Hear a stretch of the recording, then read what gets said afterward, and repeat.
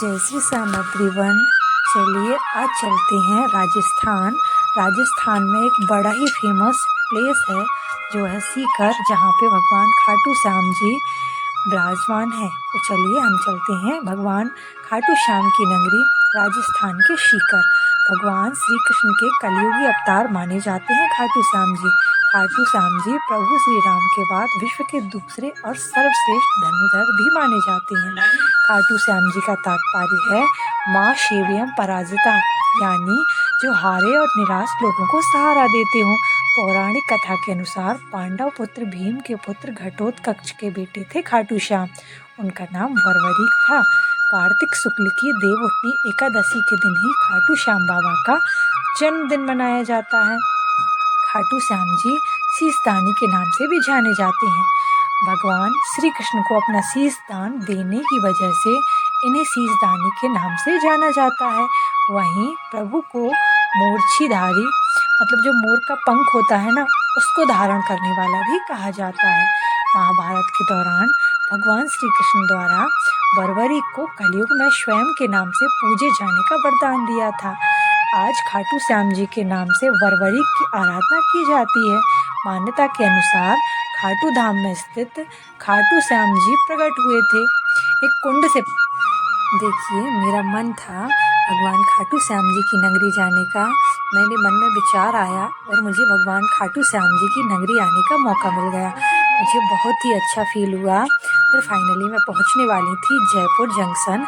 जयपुर से मैं बस लूँगी। अभी मैंने कोई रिजर्वेशन नहीं किया था ट्रेन में। बिना रिजर्वेशन के ही हम लोग को बड़ी इजीली सीट्स अवेलेबल हो गई और फाइनली हम पहुंचने वाले थे जयपुर जंक्शन। वहां से हम देखेंगे कंफर्ट रहेगा तो हम लोग ट्रेन से जाएंगे, अदरवाइज़ हम लोग वहां से बस ले लेंगे।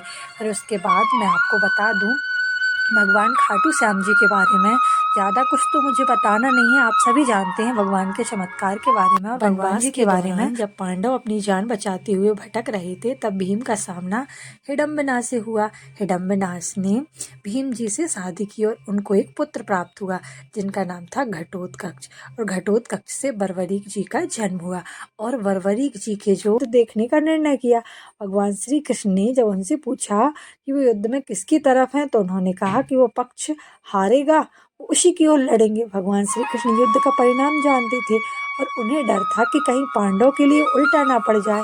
ऐसे में भगवान श्री कृष्ण ने वरवरीक को रोकने के लिए दान की मांग की थी। दान में उन्होंने उनका सिर मांग लिया और वरवरीक ने उनको शीश दे दिया, लेकिन आखिर तक उन्होंने युद्ध देखने की इच्छा जाहिर की।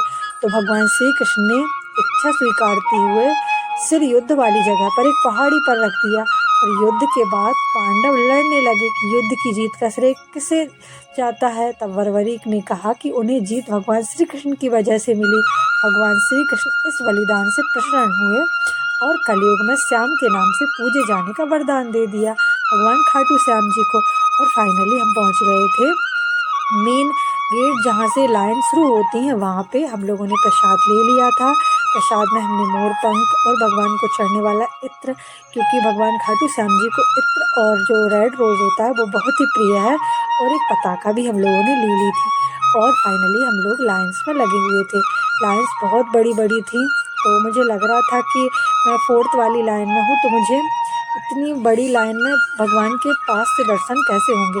तो फिर क्या हुआ, कोइंसिडेंस ऐसा हुआ कि मेरा मन था कि मैं भगवान के पास से दर्शन करूं, तो मेरी लाइन भी वहां से चेंज हो गई और मैं फाइनली 2nd वाली रो में आ गई। तो वहां से भगवान जी का जो मंदिर है वो बहुत ही प्यारा दिख रहा था और फाइनली मेरी इच्छा को भगवान ने पूरा किया और मैं भी भगवान के बहुत ही नज़दीक से दर्शन कर पाई। देखिए, आप सब मेरी वीडियो में देख सकते हैं, यह भगवान खाटू श्याम जी का वही मंदिर है जहाँ पे